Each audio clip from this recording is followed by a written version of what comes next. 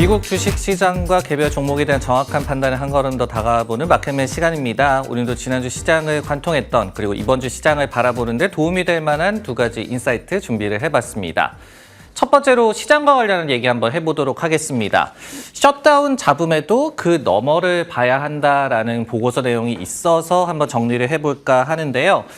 정부 셧다운 기한 6시간을 앞두고 임시 예산안이 미 하원을 통과를 했습니다. 그러면서 트럼프가 원한 부채 한도 폐지와 관련된 내용은 제외가 됐는데요. 이제 민주당 다수인 상원으로 넘어갔다라는 게 이제 우리의 주말간의 그런 업데이트 내용이었고, 그 이후에는 이제 조 바이든 대통령의 서명까지 이루어지면서 이제는 위기를 넘긴 것으로 확인이 되고 있습니다. 근데 이 같은 정부 셧다운이 이제 지난주 금요일 시장에 좀 잡음을 일으켰죠. 그럼에도 불구하고 웰스파고에서 그 너머를 봐야 한다라는 그런 분석 내용을 전했습니다. 왜 그런지 한번 살펴봤더니요. 결국은 정부 셧다운 시에도 사회보장이라든지 메디케어 등의 복지 외에 일반 소비자들이 재량 소비라든지 아니면 이제 경제나 금융시장 전반에 대한 영향이 미미할 것이다라고 분석을 하고 있기 때문이었습니다. 그러면서 자신들은 내년도에 호황이 이어질 것이라는 전망을 유지하겠다라고 얘기를 했고요. S&P 500 지수도 6,500, 6,700 정도까지도 갈 수 있을 것이다라는 기존의 전망을 그대로 유지를 했습니다.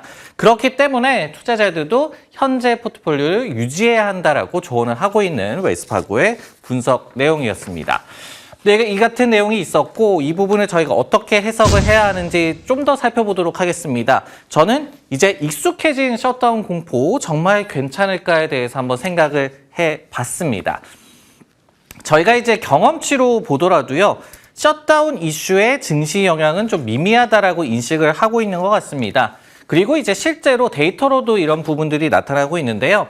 지난 1978년 이후에 6차례 미국 정부의 5일 이상의 이제 셧다운이 발생을 했었습니다. 근데 그 중에 S&P 500 지수가 4차례에 이렇게 다 상승하는 그런 모습들이 나왔고요. 그리고 하락장도 1978년과 1979년 이렇게 2차례밖에 나타나지가 않았습니다.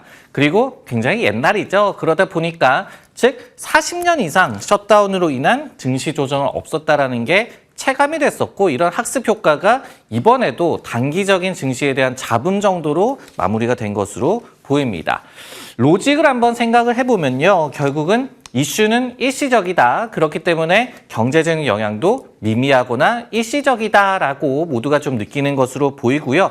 실제로 올해 초에도 비슷한 상황이 좀 벌어졌었습니다. 상원이 기한 2시간을 넘겨서 예산안을 가결을 했었고 이후에 이제 바이든 대통령이 서명을 했기 때문에 사실상 몇 시간 정도는 일시적으로 셧다운이 벌어졌지만은 어떻게 본다면은 경제적인 영향이 발생하기도 전에 이슈가 매주지가 됐다라고 올해 초에도 이 같은 또 경험을 한 바가 있었습니다. 이렇게 이제 과거는 정리해 볼 수가 있을 것 같은데 다만 한 가지 좀 기억할 점은 트럼프 부임 이후에 이어질 예산안 관련 잡음 좀 많아질 것으로 예상이 되고 있죠. 그런 상황에서의 다시 한번 또 벌어질 셧다운 이슈 같은 경우에는 안 그래도 이제 불확실한 경기 전망에 대한 불확실성을 고조시킬 요소로는 저희가 좀 경계를 해야 한다라고 말씀을 꼭 드리고 싶습니다. 이를테면 공무원들의 임금 지급이 일시적으로나마 중단이 될 수가 있겠죠. 그러다 보면은 소비와 또 투자에 타격이 좀 벌어질 수가 있겠고 여기에 더해서 미국 정부가 이제 좀 돈이 급해진다라는 또 인식이 있게 되면 채권 시장에서 채권 투자자들은 또 미국 국채에 대해서 더 높은 금리를 요구할 만한 그런 환경이 조성이 됩니다. 이런 부분들도 부담으로 이어질 수 있다는 점을 저희가 기억을 해봐야 될 것 같습니다. 즉 연쇄적인 장기 영향을 배제하지는 못할 것이다 라고 정리를 드릴 수가 있을 것 같고요. 실제로 이제 골드만삭스 같은 경우에는 셧다운 1주에 GDP 성장률에 한 0.15%포인트 그러니까 15bp 정도 손해가 있다라고 분석을 하고 있기 때문에 이런 수치까지도 좀 기억을 하시면서 가늠을 해보시면 좋을 것 같습니다. 네, 이렇게 매크로 그리고 시장과 관련한 얘기를 해봤고요. 다음에는 이제 종목과 관련한 얘기입니다. 나이키와 관련한 얘기를 오랜만에 해볼 텐데요. 호실 쪽에도 투자 의견이 강등됐습니다. 어떤 부분에서 좀 지적을 받고 있는지 살펴보도록 하겠습니다. 태시 어드바이저리 그룹이라는 IB에서 나이키에 대한 투자 의견을 아웃퍼폼에서 마켓퍼폼, 그러니까 시장의 움직임에 겨우 따라가는 수준일 것이다 라고 하향 조정을 했습니다. 그러면서 이제 목표 주가도 93달러에서 80달러로 내려잡았습니다. 이 신임 엘리엇 힐 CEO가 이제 턴어라운드에 시간이 걸릴 것이다라고 컨퍼런스 콜에서 얘기를 했었죠. 이런 발언과 부합하는 투자 의견 강등이라고 보시면 될 것 같고요. 태시에서는 이렇게 분석을 하고 있었습니다. 브랜드 마케팅과 같은 분야에 투자 확대가 있어야 반전이 가능할 것이다라고 얘기를 했는데요. 그런데 이 경우에는 향후 1년 정도는 매출이나 수익성에 부정적인 영향이 있을 수밖에 없을 것이다라고 얘기를 했습니다. 이 밖에도 이 과잉 재고를 해소해야 되고, 그리고 이 도매 채널, 이런 우호적인 홀세일 그룹과의 이제 파트너십을 재건하는 것이 필요하다라고 또 얘기를 했고요.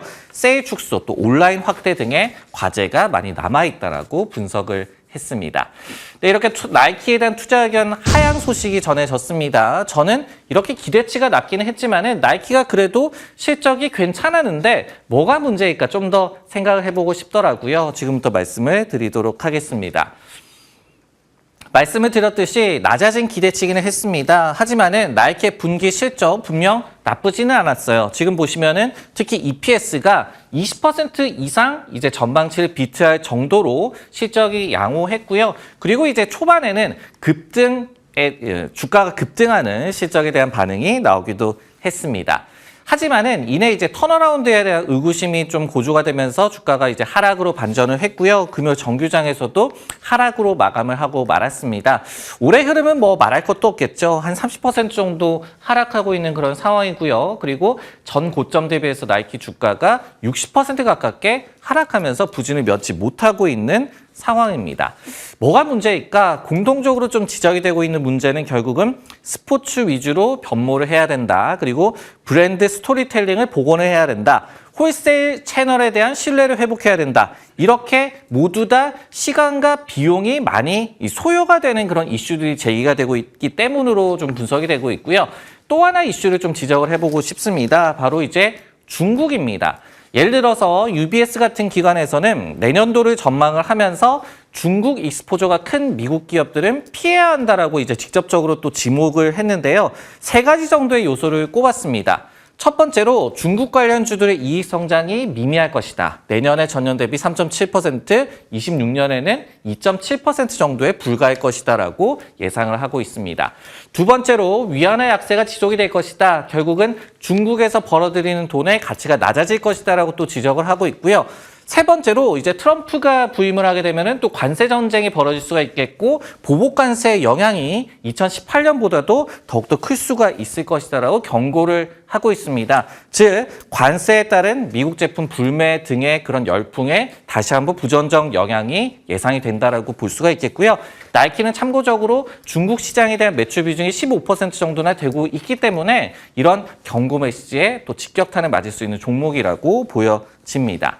물론 이제 여전한 브랜드 파워라든지 뭐 견고한 재무 구조 그리고 주가가 또 워낙 많이 하락을 하다 보니까 이제는 2%를 상회하고 있는 높아진 뭐 배당률 이런 부분들에 또 주목을 해볼 수가 있겠고 밸류에이션도 예전보다는 분명히 낮아졌습니다.